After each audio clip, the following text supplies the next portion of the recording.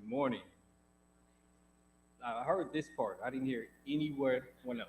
So let's do this. This is chapel. Let's get excited. Good morning. That's a little better. Good morning, and good morning to everyone who's viewing the live stream. So I'm Dr. Robert Williams, Director of Career Services. I'm going to open up chapel today. We're just so excited, right? It's a great day that the Lord has made. He's woke us up. He's brought us here. So we're excited. Today's chapel is going to be a little different than what you're used to. We're used to coming in, hearing the good singing, hearing the good word from the Lord. But we got another good word today.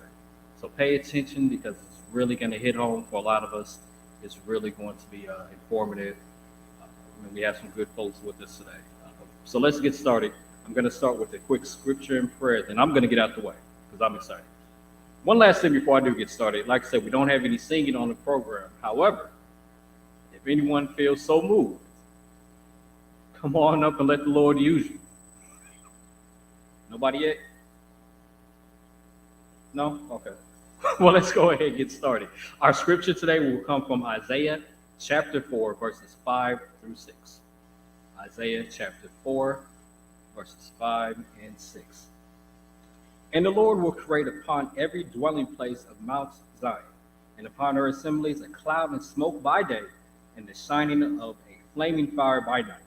For upon all the glory shall be a defense, and there shall be a tabernacle for a shadow in the daytime from the heat, and for a place of refuge, and for a covert from storm and from rain. So bow our heads for a word of prayer. Lord, we just thank you today. We thank you for this day. We thank you for this fellowship, for this congregation, dear Lord. We just thank you for this chapel. We thank you for this college, dear Lord. We thank you for our good friends from the community who are here to uplift us, to give us a good word, dear Lord. We just ask that you continue to watch over us, continue to bless us, dear Lord, just continue to be our pathway. These and many other blessings we ask upon your name. Amen. All right, so like I said, I'm going to get out the way, but let me introduce our friends from the Memphis Fair Housing Center. They will be talking to us today about renters' rights and fair housing. So if y'all want to come up and introduce yourselves and before we get started. Good morning. First, giving honor to God, who's the head of my life. We are happy to be here on this morning. I want to introduce, in I guess in the interest of time, this is Mr. Cedric Harris, Miss Catherine DeRosset, and Miss Frida Turner. They're some of the most capable attorneys. They are very knowledgeable, and hopefully you guys can take something away from the information that they provide on you today. We will start with Mr. Harris, and then Mr. Rossett will speak, and I don't know if Ms. Turner planned to speak, but we just hope if you have any questions, feel free to ask whatever you want to know. We're more than happy to entertain questions because we would rather be up here speaking about something you guys are interested in than to, speak about things that you may not necessarily even want to know about. So, without further ado, Mr. Harris. Good morning, everyone.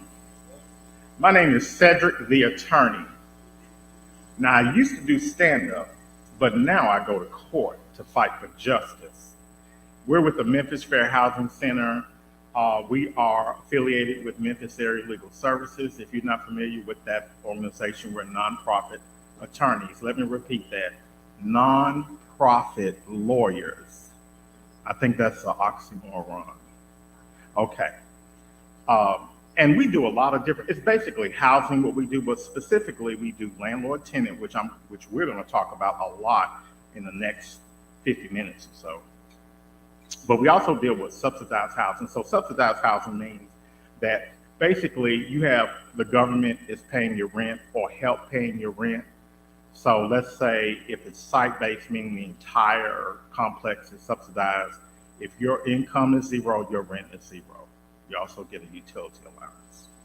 Then there's the Section 8 program, which subsidized housing is Section 8, but there's something called the choice voucher Section 8 program, which is really what you would want because you have a voucher for X amount of dollars to cover your rent, and you have a choice, in theory, that you can go select, an apartment or rent a house to live. Now, that can be problematic because some landlords don't accept Section 8, and that's another story for another day.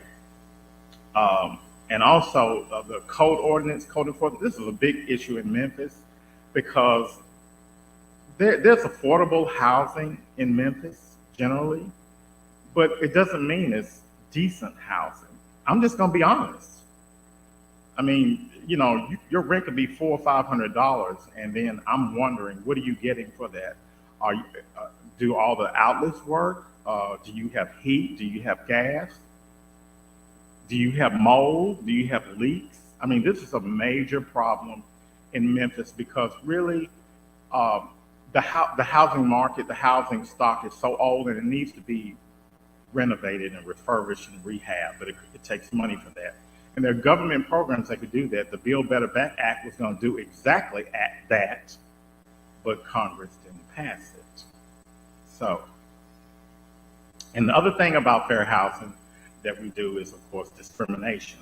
And this is covered under the Fair Housing Act, which was passed April 11th, 1968.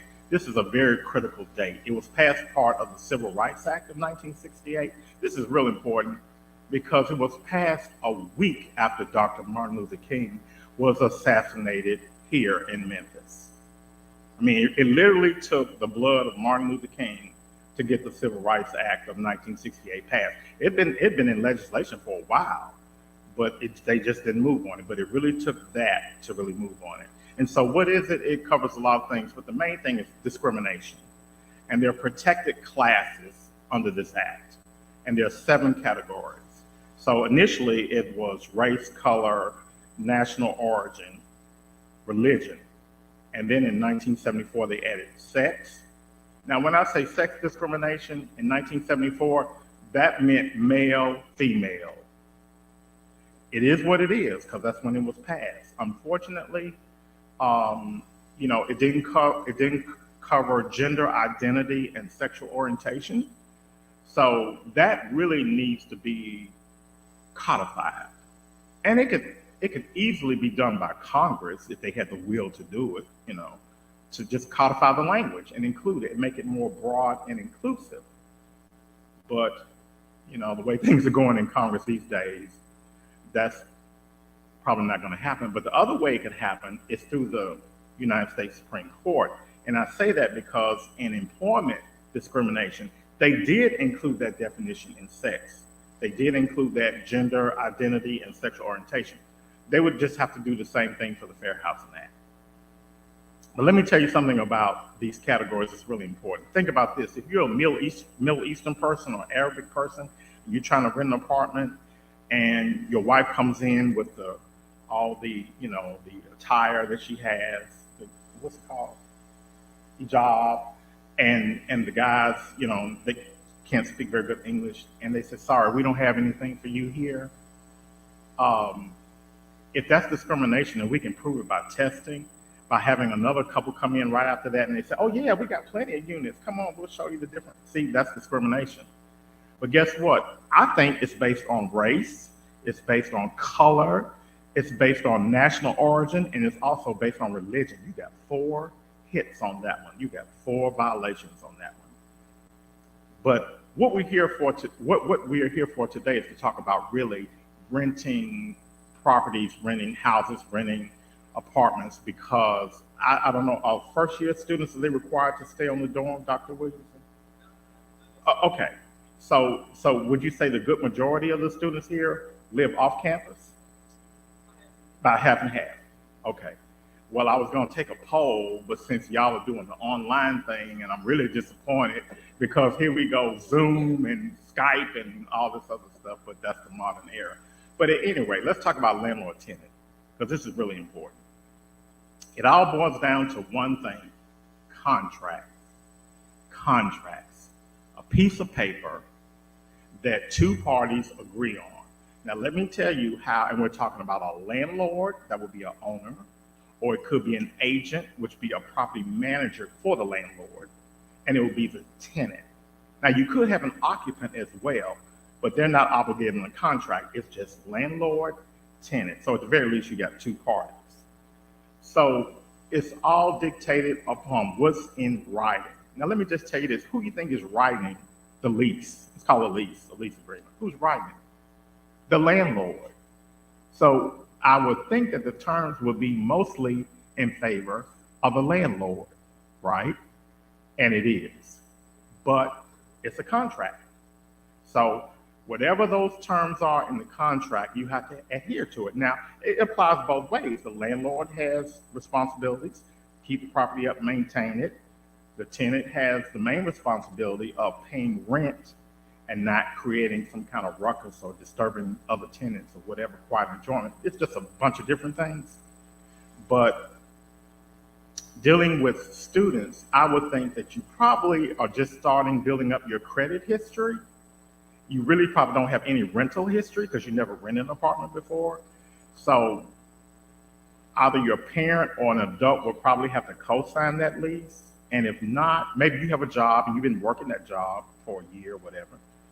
You know, they may let you sign the lease, you're over 18. But then you're going to get into this thing where you got to pay the security deposit, which is going to be equal to 1 month's rent. And you got to pay the first and the last month's rent. So if your rent in theory is $1,000, that's $3,000 you pay right off the bat. But that's because you don't have credit history. And that's not a bad thing. I mean, this is how you build up your credit history. This is exactly how you build up. You pay rent on time. So this is important. If you have a roommate, so if both of you all sign on the lease, you are co-tenants, which means you're liable individually and severally. Which means if your roommate doesn't pay his or her half, you have to come up with all of it, or both of you will be evicted, pretty much. So that's really important going into it. You have to think about that when you want to pick a roommate. Is this person financially responsible? You know, they're going to honor their commitments, or are they going to take their rent money and go to the casino or do something else with the money? That's going to be a problem because they're looking to both parties, either or, for the obligation. Now, let's talk about some red flags, because this is what you really need to know. Red flags. And you know how I know about red flags? Because we get them after our clients sign the lease and don't read all the provisions of the lease, and then they get in a situation that they come to us for legal assistance.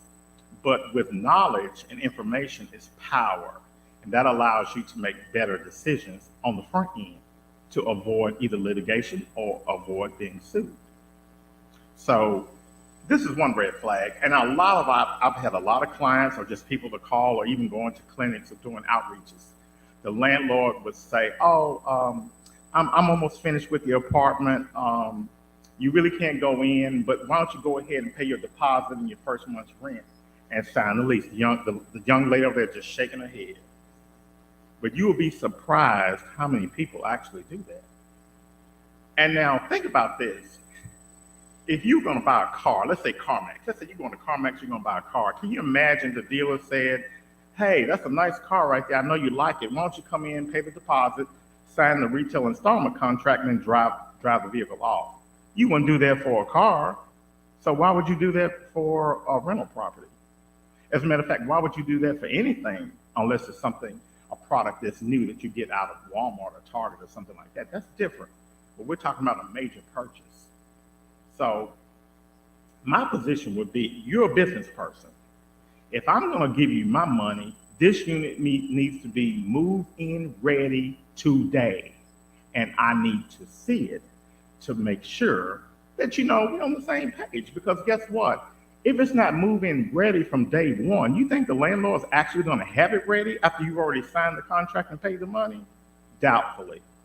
By the way, we call that a slum landlord. There's a lot of them here in Memphis. A lot of them in Shelby County. I'm serious. It really is.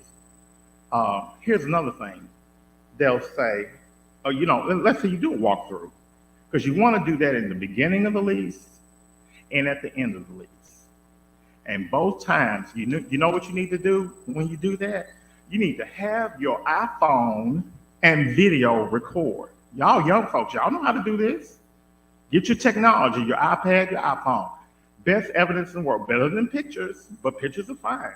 Do a video. Go through every single thing in the house.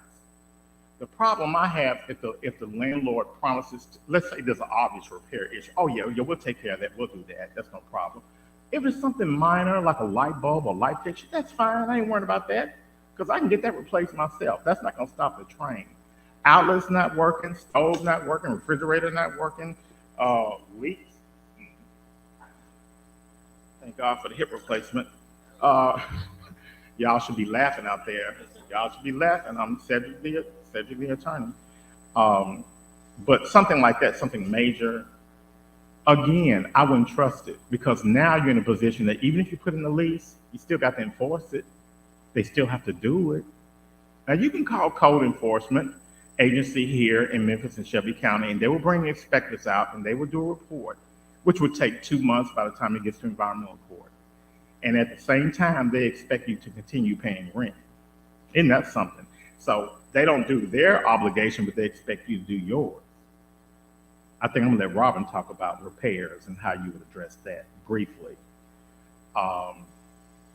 So again, I think everything should be in order because you're putting out a lot of money, and the less problems you have in the beginning are the less problems you're gonna have throughout the duration of the lease. Now let's look at some of the terms of the lease. Generally, the lease is due the first of the month. Not necessarily, it's what the contract says.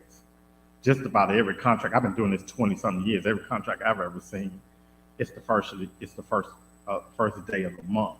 Now, when you move in the middle of the month, they may have prorated it, but then they'll say from here on, it'll be first of the month.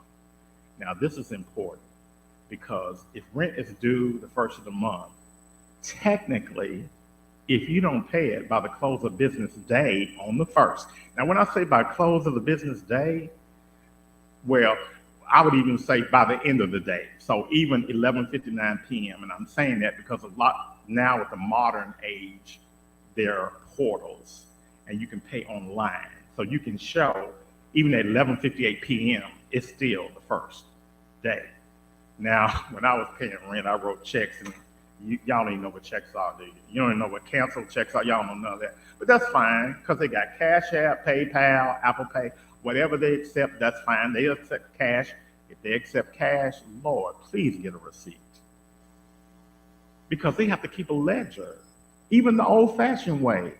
They can say you can pay online or you can come into the office. Now, for a while there, you weren't really coming into the office because of COVID. So they kind of shut all that down. And you maybe had a Dropbox or something like that.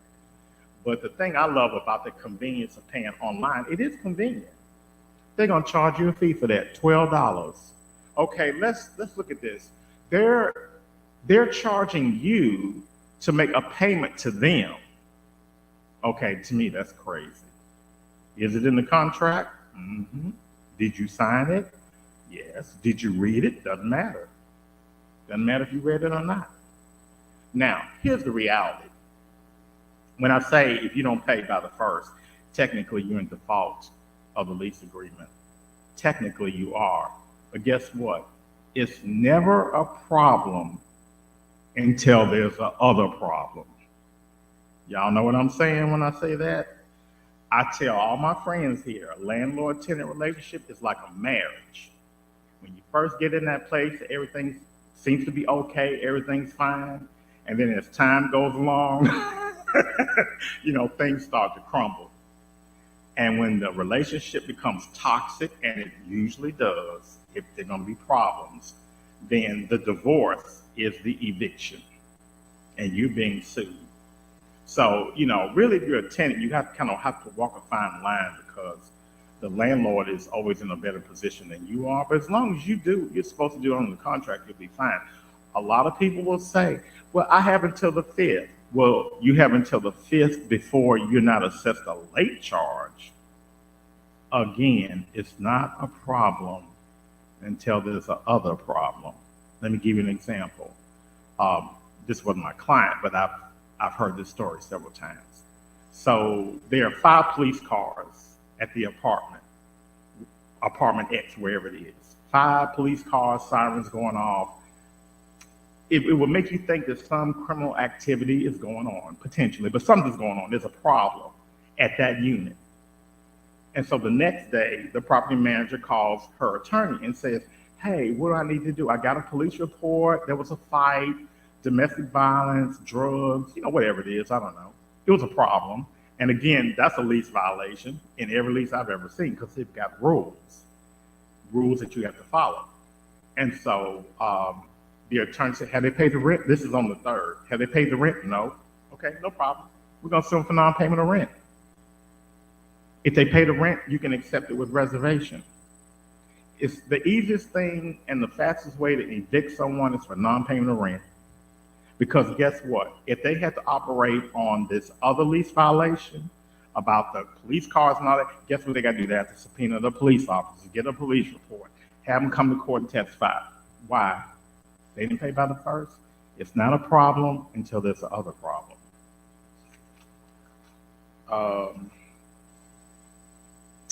That's kind of all I have right now. And it's funny. Let me just say this. There are 2 types of landlords, generally. An amateur landlord and a professional management company. 2 different worlds. Amateur landlord, the lease could be 5 pages. Less. We've seen some probably 2. Hell, excuse me. Oops. I've seen one, maybe 1. Ooh, I should say that in church. Forgive me, Lord. But a professional landlord, it can be 25 pages, 30 pages. As a matter of fact, there's so many provisions in there, unless you were a lawyer, you probably wouldn't know what it meant and what you're supposed to do. So again, an amateur landlord really tend to be kind of the slum landlords. There are professional management companies that you would think are professional, but they're really not. They're good at taking your money. They're good at taking your rent. But again, when it comes to maintenance of a property, that's a problem, and they're going to blame it on, we don't have enough maintenance people where you need to hire more. They come to find the part and they don't have the part. It's going to take 3 or 4 months. Now with COVID in the supply chain, that may have been the case. And there's certain things that Robin's going to tell you that you can do to terminate the lease. But at any rate, let me just say this. Either way, the landlord, for whatever lease violation or whatever default there is, the owner, property manager, agent has to take you to court. There is no self-help, meaning that we're just going to come in there and change the locks. That's what we're going to do. We're just going to take care of this self. That's called an unlawful ouster. You can get punitive damages. You have to prove it. But just keep in mind, you have to get this thing called a detainer warrant. You have to get served by a process server or a law enforcement agent. And you have to have a court day. You have to have your day in court. So with that, you want? Okay.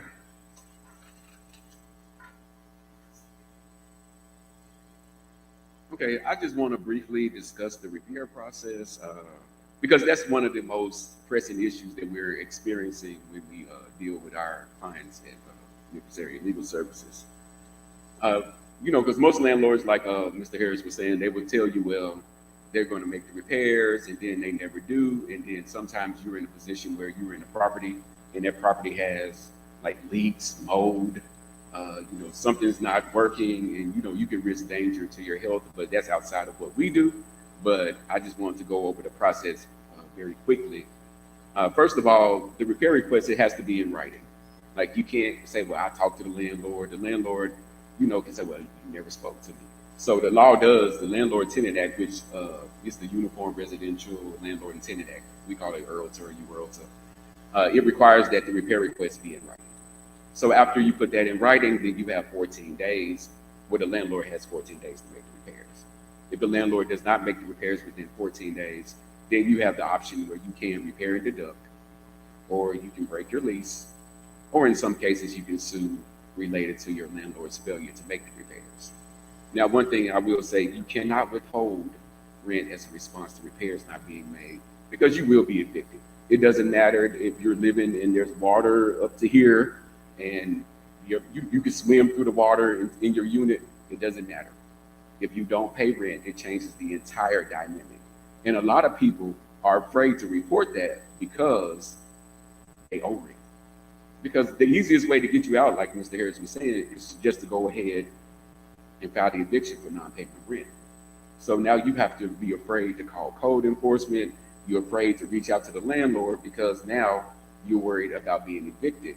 And it's, even though retaliation is prohibited under the Landlord-Tenant Act, it doesn't prevent your landlord from filing an eviction if you owe rent.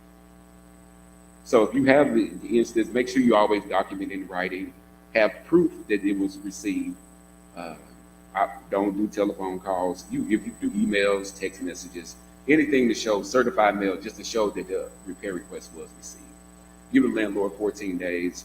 And if you can pay, which most of our clients cannot pay to get it, fixed. If you can, send some estimates, send a few estimates to the landlord, give the landlord another chance to go ahead and decide whether they want to do the repairs or want you to go ahead and pay to get it done out of pocket. Just don't go and get something repaired and then expect your landlord to be like, oh, well, now you owe me money because I got this repaired. You have to go through the process because we take it from the position that we behave as if you had to take the matter to court. And that's the way you should behave when you're dealing with your landlord. Even if it's an extra step for you, like Mr. Harris was saying, when you're vacating the property, if you take the videos, take the pictures, because you never know when your landlord may wake up and decide that they're going to keep your security deposit. And if you're going to break the lease, you can send 30, after the repairs aren't done in 14 days, you can send a 30-day notice to break your lease agreement. Now, the thing with that is there is no prorate in Tennessee law. So if you give the 30-day notice and it goes into another month by a day, you have to pay that entire month's rent. So don't think that the repairs is going to exclude you from paying rent. There is a thing where if your property is damaged and it renders your property substantially impaired, then you are able to immediately vacate, give your landlord notice within 14 days, and your lease terminate as of that day that you vacated the property. The only issue is a lot of people move out and they don't do anything else. They move out of the property, and now the landlord is still expecting rent because you never moved out of the property, you never gave any type of notice that you had vacated the property, and you owe rent. Until you take an affirmative step in advising your landlord that you have vacated the property, this is why I vacated, I have water up to here, I'm vacating the property because I can't, utilize the property, return the keys. A lot of tenants, if you have keys to a property, it is legal possession. So even if you moved out, all your stuff is gone, if you have the keys to the property and the landlord has continued to bill you for rent, you're responsible for that. If you go to court, you'll be responsible for paying any months that you had not turned the keys in. Even if your landlord slick knew that you had already vacated the property, they're not going to just immediately come in there and fix everything up and re-rent the property. They're going to say, oh, I don't know what she's doing. We don't have the keys, or he's doing. So that's important just to know just a few things. And I guess the takeaway from all this is just to make sure you continue to pay your rent. Pay your rent, call code enforcement if you're having any type of issues or anything like that. And Mr. Ross says she's going to whatever you're going to discuss, and then we'll try to leave a few minutes at the end for questions if anyone has any particular questions. Well, I'm Catherine DeRossett, and I am with Ministerial Legal Services Fair Housing. I did criminal law for 10 years, and I was never a prosecutor. I have no interest in being a prosecutor and no interest in being a judge, because you have to sometimes side for the person that you know is wrong. So I never wanted to do that. It has been traumatic to change from criminal law to landlord-tenant law, because before you can be, I can drag a criminal case all day long, and I can do a lot to get somebody off a criminal case. We will drag that on forever. We will let your witnesses move out of town. But in landlord-tenant law, the thing to remember is there is very little that protects you. In my opinion, it is very landlord-friendly. That's just the way the laws are. If you were to move to New York, Tennessee, Massachusetts, your state would have a lot more protections for you as a tenant. So it has been very hard to go from always privately being able to strategize with my client and be like, don't worry about this, we got this, where's your witness, let me talk to them, we're going to slow roll this, to listening to people who have not possibly committed a crime, that have never committed a crime in their life. Now, that's saying that I believed all my clients in criminal law committed a crime. No, I didn't. But maybe they'd gotten into it with somebody and the other person beat them to the cops. Well, so there was a conflict there potentially. I've got grandmas with cancer that I'm having to tell them they have to leave. And so there's just not a lot you can do sometimes, because the sets of rights are very different with criminal law than with civil. So it's really nice to be in a church, and this is actually very appropriate because I find myself praying all the time and asking God for his mercy and his comfort, because I am dealing with grandmas and I am dealing with people that mind their P's and Q's, and they are being abused by a landlord, and it works my soul. And I have thought, I wish there was a way to tell all the churches to talk about this issue, because peace begins in the home. If you don't have a home to live in, if you don't have a safe haven, if you don't feel safe at home, if your landlord talks ugly to you, it can be very hard for people to deal with, and it's very sad. So it is very appropriate for me to be talking about this in church and to just tell you that people experience these spiritual issues with their home and their landlords. And so one thing that I want to kind of fill in some of the gaps with what they said very quickly is that, we do get people that are innocent, that have not done anything wrong, that have a landlord that's cold or very businesslike and very rude. You would be amazed at how many phone calls I get about stuff that really is not within the law. They are worried that they feel their landlord is out to get them. Their landlord is extremely businesslike. They went to school, they were taken care of, they had parents that loved them. And now that they're out in the real world and they're kind of being mean mugged by their landlord, and their landlord is all business, they call me and they're like, what is going on? I think they're out to get me. Try to always remember as you go through life, because I just want to save you some of the pain that my clients feel, that if something is business, just remember it's all business. It's not personal. It's all business. If they kind of have weird looks on their face when you go into the leasing office and they're snooty, let it go wash right over you. They have got 1 million tenants. They're probably not out to get you. And they're just in their office doing their job, because you'd be amazed at how people call me and they're really bothered by this. And so I just try to tell them it's not a friendship. They're not your relatives. They might not be nice, but that does not mean they're out to get you. Just pay your rent and be gone, and don't let it trouble you. And then, of course, keep in touch if there's a problem. Another thing that I want to fill in the gaps, listening to, we could talk about this for hours and hours. So nobody missed anything. I just have a few things to add. Let's say your landlord is not fixing something. I get this a lot. And they'll call and they'll say, well, I've done everything and they're ignoring me, and this is hell, and I'm spending my money on this. But I can't break my lease. I can't. I mean, it says I'm going to have to pay the rest of the 6 months lease. I've got 6 months left. It says I can't break it. And if I do, I've got to pay 2 months rent. Well, I can't do that. I need a security deposit. I need first month's rent for my new place. Okay. Remember this. Number one, lawyers like to talk.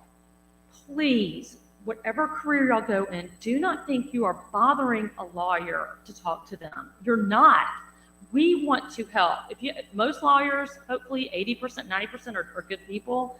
If they hear a legal problem, they will be willing to chat it out with you. So many folks we cannot help them because they kept their problem to themselves, and they only called us when things got really bad. And so a lot of times I'll tell them, and they'll say, well, you can't do anything about this problem. I'm going to get evicted. And I'll say, listen, one of our main things is if you are in this position and we can't do a lot, you will likely never be in this position again, because we're helping you now to understand the law. So do not let something get to a point of a lawsuit or an eviction. Bother a lawyer. You're not bothering them. Call us. As Cedric said, we're free. We are 100% free. And I get people calling me and we can't help them, and I refer them to someone who can. So you're not bothering us. So always try to talk to a lawyer on the front end, because you may think, well, I can't leave this place. if they have broken your contract by making it miserable for you to live where you're living for some reason, it's essential services are not provided, as Robin said, sewage, the neighbor's dog barks all night long, you can't sleep, document, consult a lawyer. But if they have broken their lease to you, which is to ensure you have a place to live, it doesn't matter what the lease says, arguably. Of course, a judge has to be the final decision maker. They have broken it to you. They've broken their lease. So you can, if you document, and you say, you've broken this contract, I don't have a safe, clean, orderly, whatever the case may be, place to live, then they're not going to get any money. I mean, they've broken their part of the contract. So remember that. Don't always assume that it's going to be bad for you, because there's two things at play: Tennessee law, which is the Uniform Residential Landlord-Tenant Act, and then there's the lease. So they kind of work in tandem. But if the lease is like, oh, if you leave early, you owe us 2 years rent, judge is not going to go along with that, because they're going to compare that with the Uniform Residential Landlord-Tenant Act. And if you've documented all your problems and they haven't responded and it's breaking their contract to you and you give notice you're leaving, then you've done it properly and you don't owe a ton of money. Okay. Another thing I want to say to all of you young, energetic, life ahead of you folks is this: check on grandma, check on your aunt, check on your sick relatives for the following reason. I have talked to aunts and cousins and grandmothers of NFL players. I have talked to relatives of prominent local media personalities, and they are too proud to say something is wrong. They are too proud to say to their famous or well-known relative, my landlord is abusive. I've got sewage in my apartment. Whatever the case may be. And they don't want to bother anyone, and they're proud. And so if you do know a relative that is a renter and they are getting up in years, because at this time, you guys, you young folks, if something's bad, you can give your notice and hit the road. You can stay with your friend. When grandma or aunt has been in the same place for 20 years, she's not going to be in that position. She's going to be scared to ask for help, scared to ask to help move, scared to tell you something's wrong. Maybe not every grandma, aunt, cousin, granddad, but some. These stories are heartbreaking. And I just have to pass that on to the young folks. Another thing that my supervisor has taught me, this is a crazy part of the Uniform Residential Landlord-Tenant Act. There is a provision, because these landlords will deserve to be cussed out. They will deserve to be, told what's up because of how they've acted. The Uniform Residential Landlord-Tenant Act says that if a landlord feels threatened or intimidated, they can break the lease. There's not a provision where if your landlord is mean, ugly, hateful, crazy, talks crazy to you, that you can leave. There's not an equal one. Now, could we make a case in court? Absolutely, absolutely. But never, it's hard. I'm a passionate criminal defense attorney, goes toe to toe with prosecutors. I understand getting angry. I understand somebody talking crazy and you're like, what? We would call that in the church, righteous indignation. You're not talking right, you're talking wrong. And even Jesus was capable of anger. But try to always, as a passionate person myself, I pass this on to you. No matter what your landlord does, you got to have a friend there to hold your hand. You can squeeze a stress ball. Don't fall into that trap, because they can claim because you just raised your voice or said what, or you're going to pay for this, which could be interpreted a million different ways. They can say, oh, I was intimidated. You've got to go. So always, watch your. Would I think that's fair that the landlord can talk anyway and the tenant can't? No, but that's the practical effect of the law. And I'm an attorney. I am an attorney.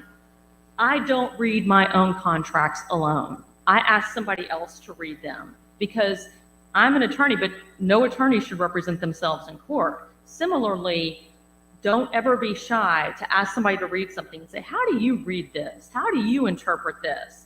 And preferably an attorney. But if it's your personal business, you can sometimes not be objective.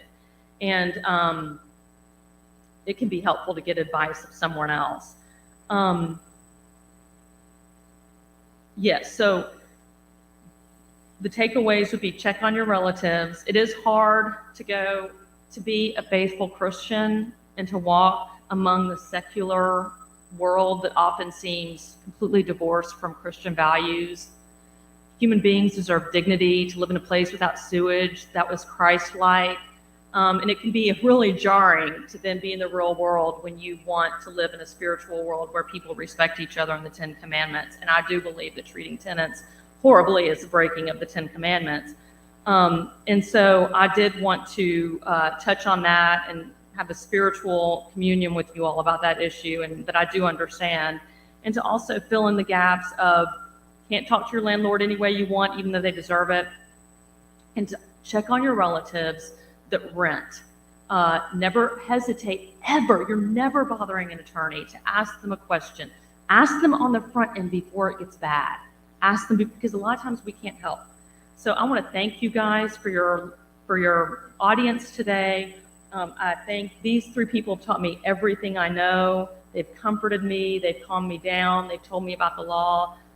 They're the best of the best, and I'm going to open it back up to them and any questions they want. Because Frida right here has done this. She's a housing genius. She's sitting there and she hasn't spoken, but she's wonderful. So thank y'all so much.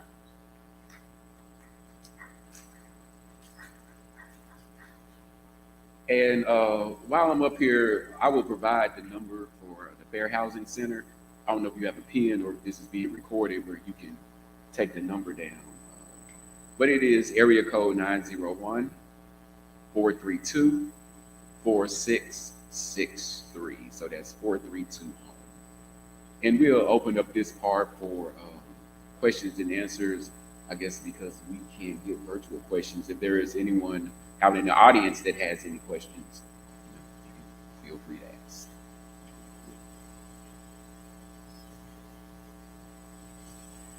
Go ahead.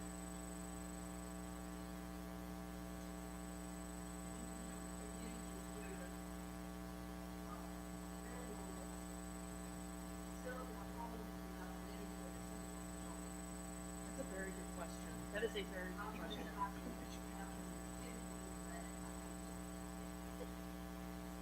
Actually, that happens quite a bit, especially in this market now where houses are selling like that with cash buyers and out-of-state investors.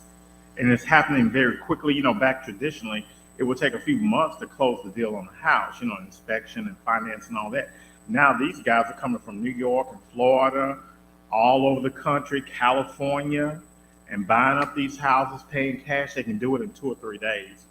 So pardon me? Oh, okay.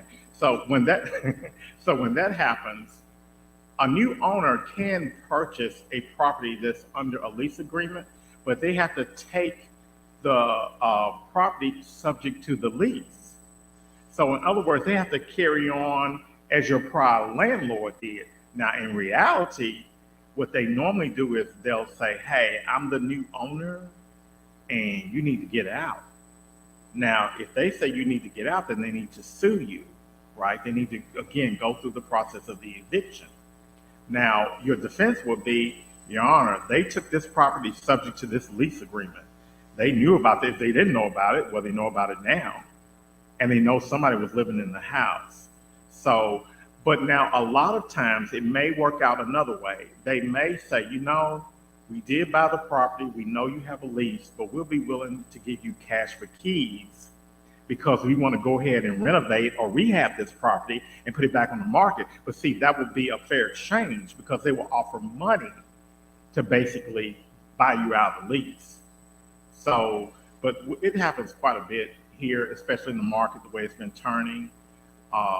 And a lot of times they don't even know who the owner is until they come knocking on the door, which is another problem because you may have been paying the old landlord, right? So again, the new owner takes the property subject to the lease and the rental rolls. So they have the records and all of that from the prior owner. I want to jump in here because he sparked a thought. If you have, remember this the rest of your life, if you have a written contract, nothing that is orally or verbally said can change that. You have to redo the contract or do a written addendum. This is so sad, and I know my tenants, I know my clients are telling the truth. They'll get into it with their landlord and they'll say, you go ahead and get on out. I'm not taking your rent. I'm not taking it. We're done. The person goes, they're scared. They're like, oh my gosh. So they don't pay, and they do try to find someplace new, but maybe this conversation occurred on March 25th. And so April 1 rolls around. They don't pay because they've been bullied and threatened and said, I'm not taking your rent because they got into it. The landlord files an eviction on April 5th and goes to court and says, she didn't pay rent. She didn't pay rent. And the person's going, what? You said, I'm not accepting it. Like, I'm not going to take your money. I just want you gone. And then they go to court and pull a fast one, and they're like, she didn't pay rent. Do not, no. If you ever have a contract in your life, and as a criminal attorney, I didn't always really even think about this myself. This gentleman had to really give me a crash course in contract law. Now, I've taken contracts in law school. No, you've got to get your changes in the contract, and don't ever, you know that they say it's not what you say, it's how you say it. These landlords can be intimidating. Let it wash over you. Kill them with kindness. Butter them up. Blame someone else. Oh, I was told I had to do this. I've got to follow this. I was told I need to get this in writing. It's nothing against you, but I've got to get this in writing if this is going to be changed. Just go along to get along. Another thing with going along to get along is leave on, if you don't like where you're living, leave on your terms. Contact a lawyer to break your lease, but don't let them put you out. Don't get into that with them. Leave on your terms. Just grin and bear it and just get through it. And then leave on good terms. Get a lawyer to break the lease if they're crazy, won't fix, won't repair. And you find yourself something to live. Try not to break your lease so that they can get a lick on you out the door. That's what they want to do. They want to get their lick in, taking you to court. So don't fall for that. And any changes the rest of your life, whether a lease or not, get it in writing. They'll try to act like, oh, we're changing this. No, if it's spoken, you can't change a lease. You can't change a contract. If your contract winds up in court over a miscommunication, over words said, the judge will not take testimony about a conversation. They will only look at the lease. So just don't fall for that trap. Another thing that I wanted to add is that my name is Frida Turner. I wanted to add that if you do not have a written lease agreement, the landlord only has to give you a 30-day notice to vacate. In Tennessee, it is perfectly legal to not have a written lease agreement. It is perfectly legal.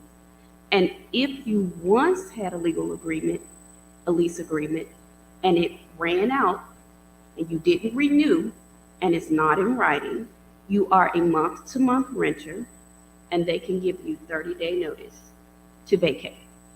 30 days is not enough most of the time. So if you do not have a lease agreement, be aware that all the owner has to give you is a 30-day notice to vacate. Your rent can be paid on time.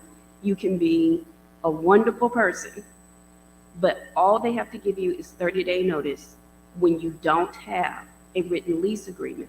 Many people who are intending to sell properties will not sign lease agreements for that reason.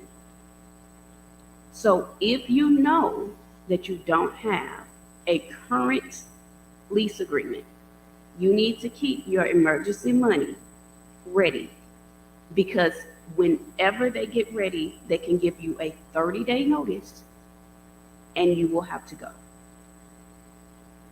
The owner does not, it works both ways. You can give the owner a 30-day notice if you don't have a lease agreement.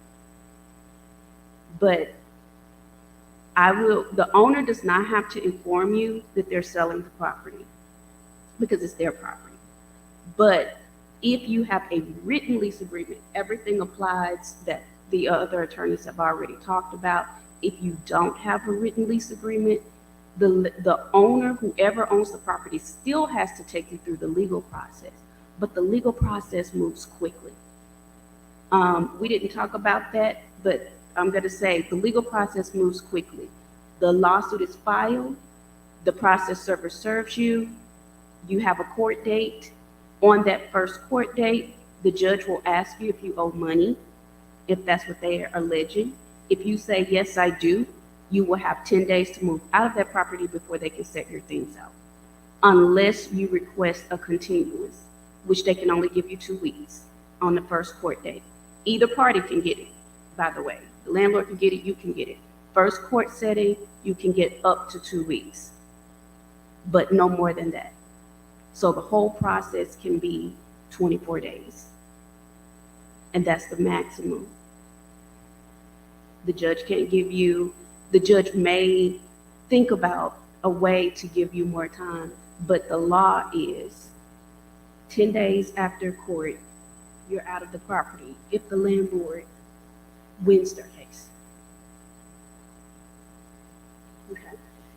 And the landlord can't just come back out. They have to get a document from court called a writ of possession. And they can only get that after the 10 days are up. So I believe that may be time. So we want to thank our friends. We're at time because I know this has been a great conversation, sparked a lot of interest, and I'm not cutting you off because I got like 2 questions myself. So if y'all can hold on. But we want to thank you all for coming. We want to thank our friends once again from Memphis Area Legal Services. Thank Dr. Mays and her staff for having us today. Couple quick announcements before we officially adjourn. You know, this is Alpha Week, so we held Chapel. I think right now they're doing Pie and Alpha. Is that Miss White? Miss White? They're doing Pie and Alpha in the Student Center right now. So go over there, pay some money, and buy your favorite Alpha and Alpha. Not me. Can't buy me. Later on tonight, they're doing karaoke. There'll be other activities throughout the week. One big activity for all the males, not only on campus here, but also staff and faculty, the Good Brothers Summit, sponsored by LOC, sponsored by Alpha, and also sponsored by the Counseling Center. It will be Friday, 11 o'clock at Brownlee 31. So come out, hear some great words from some great community leaders on wellness. You're a good brother, you can come as well. But here's some good words. Friday, 11 o'clock in Brownlee 31. Next week is also our Spring Fest. So Ms. Moore sent that flyer out. We have a lot of great activities next week around Spring Fest. Lastly, facilitated by our own Ms. Mariah White, who is our freshman experience coordinator, we have the Memory Improve Your Grades workshop, which will be Wednesday, 5:30 in the Student Retention Center. That's GOH 205. So a lot of great activities, a lot of great information out there. Please don't miss any of us. But once again, I know we were so excited today, we ran over, but I thank you all for being online and watching, but we're officially dismissed. You have a nice day.